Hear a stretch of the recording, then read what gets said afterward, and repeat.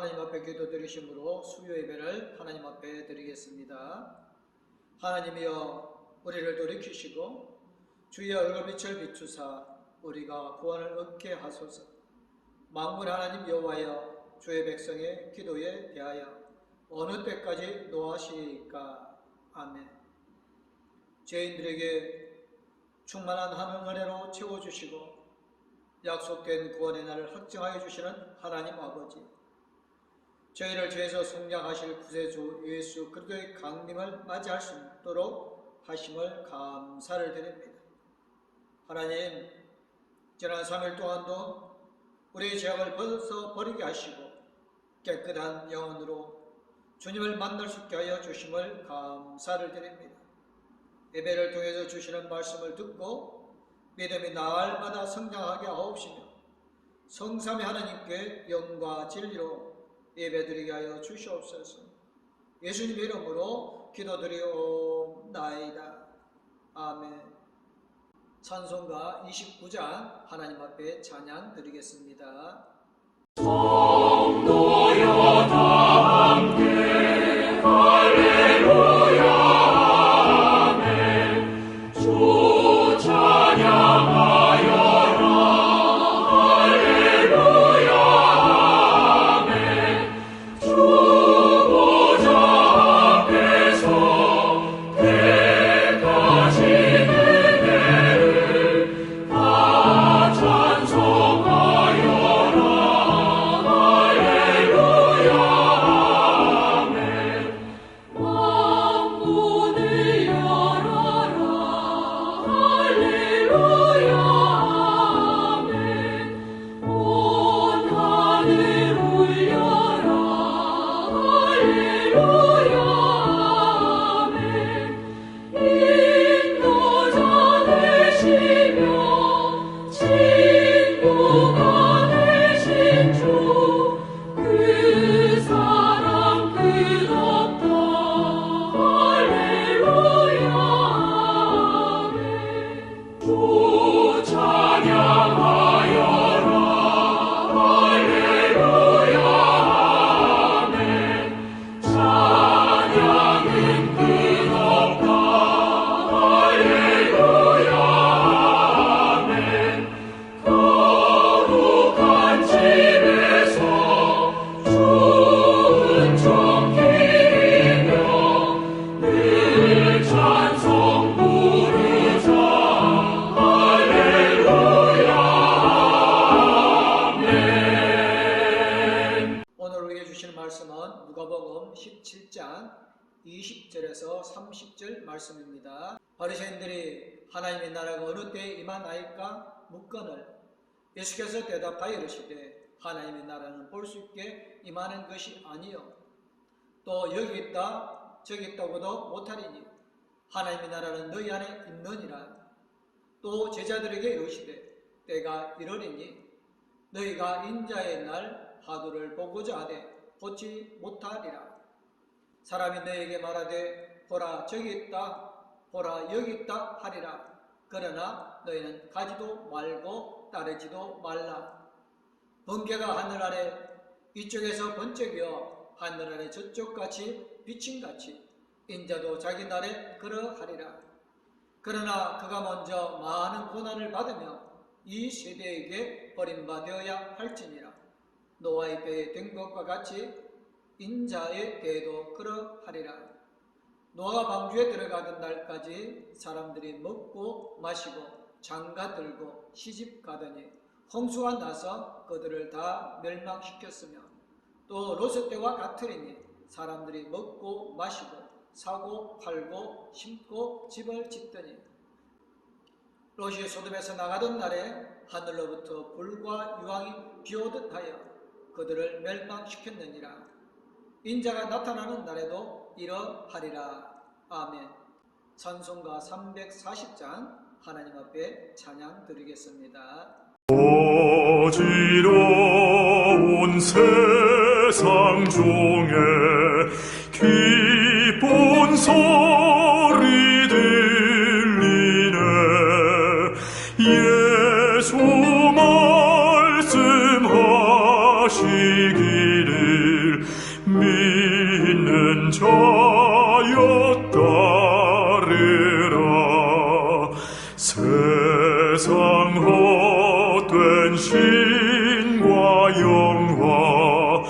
모두 내어버렸네. 예수 친히 하신 말씀 날 더 귀히 여겨라. 기쁜 때라 슬픈 때라 바쁜 때나 틈날 때 예수 친히 하신 말씀 날 더 귀히 여겨라. 주님 크신 은혜로서 보름 듣게 하시고 복종하는 마음을 주사 따라가게 하소서. 바리새인들이 하나님 나라에 관심이 많았습니다. 그들은 예수님께 하나님의 나라가 언제 임하느냐고 물었습니다. 진짜로 몰라서 물었을까요? 아니면 또 다른 어떤 의미를 숨겨두고 있었던 것일까요? 바리새인들이 이렇게 질문하는 이유가 있었습니다. 첫째는 바리새인들이 예수님을 희롱하려는 동기에서 나왔습니다. 세상에는 아무런 변화도 없는데, 어떤 조짐도 없는데 예수님은 하나님의 나라가 임했다고 계속 말씀하였습니다. 그러자 그들은 심술로 하나님의 나라가 언제 임하느냐라고 질문함으로 예수님을 비꼬았던 것입니다. 둘째는 예수님께서 자기들의 모한 질문에 과연 대답할 수 있는 메시아인가 시험하기 위하였던 것입니다. 셋째는 당시 많은 사람들이 하나님의 나라에 관심이 많았습니다. 유대 나라는 로마의 식민지 지배를 당하였고 대다수의 사람들은 메시아를 기다리고 있었기 때문에 여론에 따라 하나님의 나라가 언제 임하느냐고 물었던 것입니다. 바리새인들은 하나님의 나라는 외형적으로 임한다고 생각하였습니다. 그들은 정치적인 하나님의 나라를 기대했던 것입니다. 그래서 로마의 압제로부터 벗어나 자유를 얻고 경제적 착취로부터 자유함을 얻어 안정되며 세상에서 안락을 추구하는 나라를 원했던 것입니다. 하지만 그런 나라는 쉽게 나타나지 않았습니다. 바리새인들 질문에 예수님께서 하나님의 나라가 이미 너에게 임하였느니라고 누가복음 11장 20절에서 말씀하여 주셨습니다. 바리새인들은 그렇지만 예수님을 탐탁치 않게 여겼습니다. 왜냐하면 자기들의 생각과 너무나 다른 대답을 하기에 오기가 생겨났던 것입니다. 하나님의 나라는 여행적으로 사람들의 눈에 보이게 나타나지 않습니다. 성경에서 말씀하는 하나님의 나라는 지리적인 영토나 인간의 주권, 정치적인 권력과 전혀 상관이 없습니다. 하나님의 나라는 시간, 공간을 초월하는 하나님의 통치로 이루어지는 것입니다. 예수님께서 갈릴리에 오셔서 하나님의 복음을 전파하며 이르시되 때가 찼고 하나님 나라가 가까이 왔으니 회개하고 복음을 믿으라고 말씀하셨습니다. 하나님의 나라는 회개하고 복음을 믿어야 알 수 있습니다. 하나님의 나라는 이미 시작되었고 아직 이루어지지 않았습니다. 즉 하나님의 나라는 오고 있는 것입니다. 그러므로 주님을 믿는 성도들은 이미 도래한 하나님의 나라를 공유해야 하고 아직 하나님의 나라를 모르는 이웃들에게 복음을 전해야 합니다. 주님께서 회개하고 복음을 믿지 않는 영적 무죄에 빠져있는 바리새인들에게 하나님의 나라는 볼 수 있게 임하는 것이 아니요 또 여기 있다 저기 있다고도 못하리니 하나님의 나라가 너희 안에 있느니라고 말씀하셨습니다. 이 말씀은 너희 안에란 원래 바리새인들의 마음을 뜻하는 것이지만 현재적으로는 우리 안에라고 이해해야 합니다. 인자의 날, 즉 주님의 재림이 가까운 이때에 우리는 마음의 주님을 모시고 하나님의 백성으로 살아야 합니다. 그래야 주님께 오실 그때에 부끄러움이 없이 주님을 영접할 것입니다. 주님께서 분명히 재림하실 것인데 어떤 모습으로 오실지가 궁금합니다. 종종 이단자들은 자신이 재림 예수라고 자칭하면서 사람들을 유혹합니다. 스스로 자신을 재림주 어린 양으로 사칭하면서 믿는 사람들을 현혹하여 재산을 빼앗고 성폭행까지 하는 경우가 비일비재합니다. 우리가 이런 내용의 보도를 본 적이 많습니다. 예수님께서 제자들에게 너에게 인자의 날 하루를 보고자 하되 보지 못하리라. 사람이 너에게 말하되 보라 저기 있다 보라 여기 있다 하리라. 그러나 너희는 가지도 말고 따르지도 말라. 번개가 하늘에서 이쪽에서 번쩍이어 하늘 아래 저쪽까지 비친 같이 인자도 자기 날에 그러하리라고 말씀하셨습니다. 주님께서 말세가 되면 즉 그리스도가 나타나서 제자들에게 보라 저기 있다 여기 있다 유혹할 것이라고 예언하였습니다. 뭐라고 합니까? 그런 말을 들어도 따라가지 말라고 하셨습니다. 주님께서 번개같이 재림하실 것을 말씀하셨습니다. 번개란 무엇입니까? 구름과 구름 사이, 구름과 대지 사이의 공중에서 전기가 방전할 때 번쩍 일어나는 불꽃입니다. 번개가 치면 모든 사람이 볼 수 있습니다. 똑같은 원리로 주님께서도 재림하실 때 특별한 사람에게 은밀히 오시지 않냐고 모든 사람에게 볼 수 있도록 갑자기 공개적으로 임하시는 것입니다. 여기에서 우리가 깨달아야 할 것이 있습니다. 언제 오실지 모르는 주님을 맞는 마음, 정결한 믿음을 가져야 하는 것입니다. 언제 어느 때 오시다 할지라도 기쁘게 달려가서 맞이할 수 있는 경건한 삶을 이루어 나가는 신앙인이 되어야 한다는 사실인 것입니다. 얼핏 생각하면 강림절과 사순절은 거리가 있는 것으로 보입니다. 성탄절을 앞두고 지키는 강림절은 반갑고 기쁘다는 생각으로 가득하여 주님의 고난을 떠오르지 않을 수가 있습니다. 하지만 주님의 생애는 고난으로 시작하여 고난으로 마치셨습니다. 하늘의 영광을 모두 버리고 가난한 가정 그리고 베들레헴 말구에서 탄생하신 것이 고난의 시작이요 우리의 죄를 대신하여 십자가에 죽으신 것이 고난의 마침이었습니다. 하나님의 나라를 말씀하신 주님께서 그러나 그가 먼저 많은 고난을 받으며 이 세대에게 버림받아야 할지니라고 말씀하셨습니다. 이때 주님의 마음은 몹시 아프셨을 것입니다. 고난을 받는 것 또한 버림받아야한다는 것 이것은 슬픈 일인 것입니다.